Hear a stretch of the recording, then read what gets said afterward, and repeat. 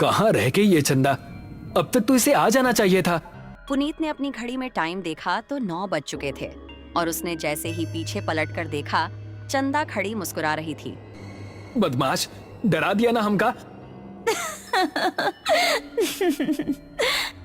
देखो हम तुम्हारे लिए क्या लाए हैं। ऐसा कहकर उसने अपनी जेब से एक डिबिया निकाली। तभी उन दोनों को किसी के सांस लेने की भयानक आवाज सुनाई दी। कौन है? ठीक सामने बरगद के पेड़ के नीचे उनको किसी आदमी का अक्स नजर आया। कौन है? सामने आओ। यह सुनकर भी वो आदमी सामने नहीं आया और जोर जोर से सांस लेने लगा। अभी देखते हैं कौन ससुरा है। यह कहकर पुनीत उसके पास जाने लगा। जैसे ही पुनीत उसके पास पहुंचा, उसने भी 2 कदम आगे बढ़ाकर पुनीत का गला पकड़ लिया। उसको देखकर पुनीत और चंदा दोनों का दिल दहल गया। उस आदमी की गर्दन कटी हुई थी और थोड़ी सी खाल में अटकी लटक रही थी। चंदा चिल्लाई। उसने पलट कर नहीं देखा। गांव पहुंची तो उस टाइम पुनीत के पिता घर के बाहर थे। अरे चंदा बिटिया, इतनी डरी हुई काहे लग रही हो? वो पुनीत। चंदा ने हंसते हुए उनको पूरी कहानी सुनाई। पुनीत के पिता ने अपने साथ कुछ आदमियों को लिया और चंदा उन सभी को लेकर उसी जगह पर पहुंच गई। यही जगह थी वो जहां उसने पुनीत को पकड़ा था। उन लोगों ने इधर उधर नजरें घुमाई तो कोई आसपास नजर नहीं आया। तभी चंदा की गर्दन पर ऊपर से कुछ टपका। उसने हाथ लगाकर देखा तो वो खून था।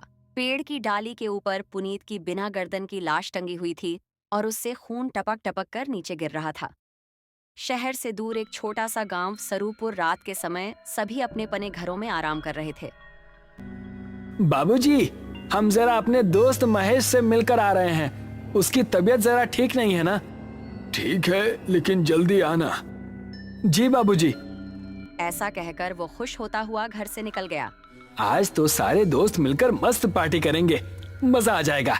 जंगल का रास्ता पकड़ लेता हूँ, जल्दी पहुँच जाऊंगा। अभी वो जंगल में आगे बढ़ ही रहा था कि पीछे से उसको आवाज आई। अकेले ही पार्टी करने जा रहे हो? हमका साथ लेकर नहीं चलना है क्या? अरे अर्पणा और दिव्या, तुम दोनों क्यों हर बार हमारे पीछे पड़ जाती हो? हमका साथ लेकर चलते हो कि बोले अभी तुम्हारे बाबूजी से? अरे नहीं नहीं मेरी माँ, चलो मेरे साथ। थोड़ी देर चलने के बाद वो तीनों एक जगह पहुंचे जहां रामू और महेश बैठे हुए थे।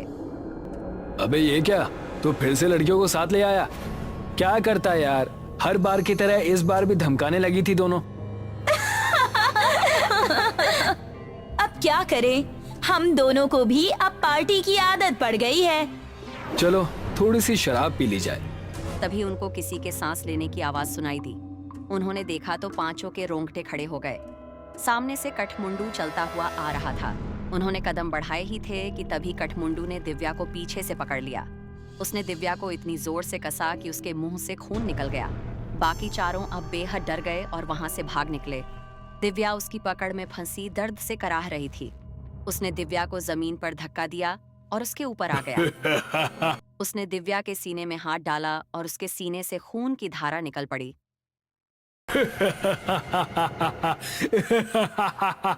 बाकी चारों इतना डर चुके थे कि उनको खबर भी नहीं थी कि वो किस दिशा में भाग रहे हैं। वो काफी देर तक भागते रहे। अब अपर्णा की हालत खराब हो चुकी थी। वो आ जाएगा, रुकने का समय नहीं है। ऐसे कब तक भागते रहेंगे? हम जा कहाँ रहे हैं, कोई बताएगा? हम रास्ता भूल चुके हैं, हमें नहीं पता कि गांव किस तरफ है। क्या कह रहे हो तुम? फिर तो हम सबका बचना नामुमकिन है। तभी पेड़ के ऊपर से एक हाथ आया और उसने महेश का गला पकड़ लिया। यह हाथ कठमुंडो का ही था। राकेश ने महेश का पैर पकड़कर उसे बचाना चाहा, लेकिन कठमुंडो ने उसको पूरी तरह से ऊपर खींच लिया और वो तीनों चिल्लाते हुए वहां से भाग निकले। वो देखो सामने वो घर, उसके अंदर चलते हैं। तीनों एक घर के अंदर घुस गए और राकेश ने जल्दी से दरवाजा बंद कर दिया। तभी कोई जोर जोर से दरवाजा पीटने लगा। तीनों का शरीर इस समय बुरी तरह से कांप रहा था। दरवाजे की धमधम उनके दिल को दहला रही थी। तभी खिड़की से कठमुंडू का एक हाथ अंदर आया और उसने अपर्णा का हाथ पकड़ लिया। बचाओ! अगर ये यहाँ है तो दरवाजे पर कौन है?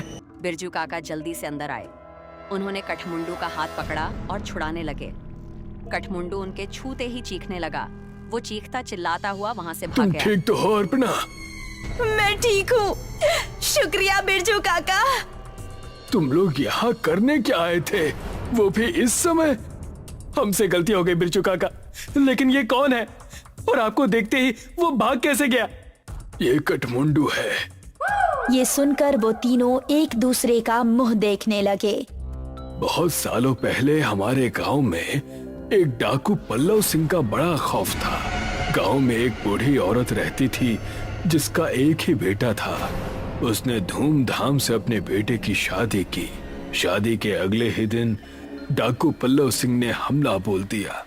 उसने पति और पत्नी दोनों को मार डाला और सारे गहने लूट लिए। अपने बेटे और बहू को मरता देख बुढ़िया तड़प उठी। पल्लव सिंह, जिस सोने के लिए तूने मेरा परिवार उजाड़ दिया, यही सोना तेरे लिए अभिशाप बन जाएगा। तू कभी नहीं मरेगा, सिर्फ भटकता रहेगा और इस सोने से हमेशा दूर भागेगा। ये सुनते ही पल्लव सिंह हंसता हुआ वहां से चला गया। कुछ दिन बाद पल्लव सिंह के ही एक आदमी ने उस पर हमला कर दिया। वो उसकी जगह सरदार बनना चाहता था, लेकिन पल्लव सिंह तलवार के हमले से भी नहीं मरा। उसकी गर्दन आधी ही कटी और थोड़ी सी खाल में अटक कर रह गई। उसने अपने सभी साथियों को मार गिराया। उसने अपने उंगलियों में जितनी भी सोने की अंगूठियां पहनी थी वो गर्म होने लगी और उसके हाथ जलने लगे। बुढ़िया का श्राप अब शुरू हो गया था। उसने सभी अंगूठियां उतार फेंकी और जंगल में भाग गया। तब से अब तक वो जंगल में ही रहता है। मेरे छूने से वो इसलिए भाग गया क्योंकि मेरे हाथ में ये सोने का कड़ा है।